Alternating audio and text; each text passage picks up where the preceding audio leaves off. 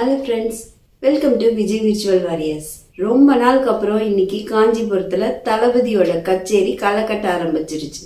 போக்கிரித்தனமா தெரிக்க விட்ட, சிவகாசி பட்டாசா செதற விட்ட, திருப்பாச்சி அருவாள் மாதிரி கூர்மையான கத்தி பேச்சால சொல்லி எடுத்த கில்லி நம்ம ஜனநாயகன் தன்னோட பிளாஸ்ட் பேச்சால கதற விட்டது காஞ்சிபுரத்தைனா கலங்க விட்டது யார தெரியுங்களா?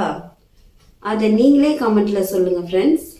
எல்லாரையும் சும்மா வச்சு செய்யன்னு செஞ்சுட்டாரு. ஆட்சியில நடக்கிற தவறுகளை மட்டும் சுட்டி காட்டலைங்க. தற்குறின்னு நம்மளெல்லாம் என்ன பேச்சு பேசிட்டு இருந்தாங்க. நம்ம தமிழக வெற்றி கழகத்துக்கு ஓட்டு போடுற மக்கள் தற்குறினா அப்போ ஓட்டு வாங்கின நீங்கெல்லாம் யாருன்னு கேட்டு சும்மா செதற விட்டுட்டாரு. இனிமே யாருமே நம்மள தற்குறின்னு சொல்றதுக்கு பயப்படுவாங்க. ஆற்று மணல் கொள்ளைய பத்தி அவ்வளோ பெரிய டேட்டா கொடுத்தாரு பாருங்க.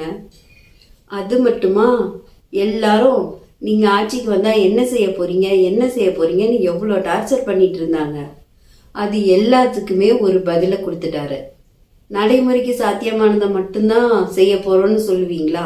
விளக்கமா என்ன பண்ண போறோம்லாம் சொல்ல மாட்டீங்களா? நீங்க ஆட்சிக்கு வந்தா என்ன செய்ய போறீங்க? எங்களை மட்டும் குறை சொல்லிட்டே இருக்கீங்களே, நீங்க வந்தா என்ன செய்ய போறீங்கன்னு கேட்டுக்கிட்டே இருந்தாங்கல்ல. எல்லாருக்கும் நிரந்தரமான வீடு இருக்கணும். ஒவ்வொரு வீட்டுக்கும் ஒரு மோட்டார் சைக்கிள் வாகனம் உறுதியா இருக்கணும். காரும் தான் லட்சியம். அதுக்கான வசதி வாய்ப்பை உருவாக்குற அளவுக்கு பொருளாதார வளர்ச்சிக்கு வழியை உண்டாக்கணும். ஒவ்வொரு வீட்டில் இருக்கிற ஒவ்வொருத்தரும் மினிமம் டிகிரி படிச்சிருக்கணும். ஒவ்வொரு வீட்லையும் குறைந்தபட்சம் ஒருத்தருக்கு நிரந்தர வருமானம் கிடைக்கணும். அதுக்கான வேலை வாய்ப்பை உருவாக்கணும். அதுக்கு தகுந்த மாதிரி கல்வியில பாடத்திட்டத்தில் சீர்திருத்தம் செய்யணும். கவர்மெண்ட் ஹாஸ்பிட்டல்ஸுக்கு மக்கள் எல்லாரும் பயம் இல்லாம நம்பி போற மாதிரி மாத்தணும்.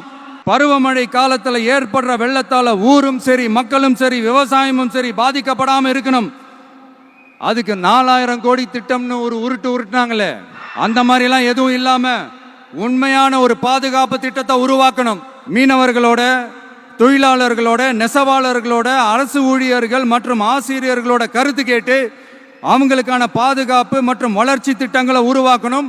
உருவாக்குறது மட்டும் இல்லை, அதை செயல்படுத்தணும். முக்கியமா இண்டஸ்ட்ரியல் டெவலப்மெண்ட்ஸ்ல கான்சென்ட்ரேட் பண்ணணும். எல்லாத்தையும் விட ரொம்ப ரொம்ப முக்கியம், சட்டம் ஒழுங்க ரொம்ப ஸ்ட்ரிக்டா வச்சிருக்கணும். அதுவும் உண்மையான ஸ்ட்ராங்கான பவர்ஃபுல்லான பாதுகாப்பை உண்டாக்கணும். சும்மா மற்றவங்க மாதிரி அவங்கள மாதிரி எல்லாத்தையும் அடிச்சு விட்டுட்டு ஏமாத்துற வேலையெல்லாம் இங்க கிடையாது. நம்ம கிட்ட நம்ம அரசியலுக்கு வந்தது உங்களுக்கு நல்லது நல்லது நல்லது மட்டுமே செய்யறது தான்.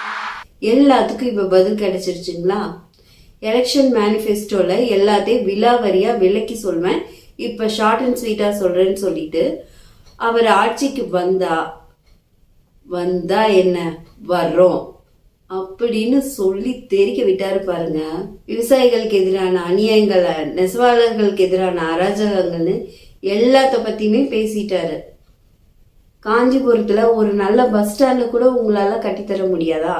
60 வருஷத்துக்கு முன்னாடி உள்ள அறுத பழசான பஸ் ஸ்டாண்டே வச்சுட்டு இருக்கீங்களேன்னு கேட்டிருக்காரு. கரெக்டு தானே?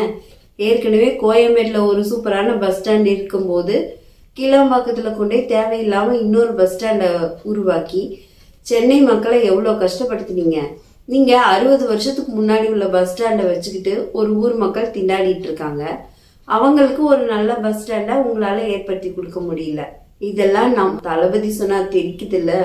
இதுக்கு தான் இவரை வெளியே விட வேண்டாம், வாயை திறக்க வைக்க வேண்டாம்னு சொல்லி அவ்வளோ கண்டிஷன்ஸ் போட்டீங்க. ஆனாலும் பாருங்க, விதி யார விட்டுது?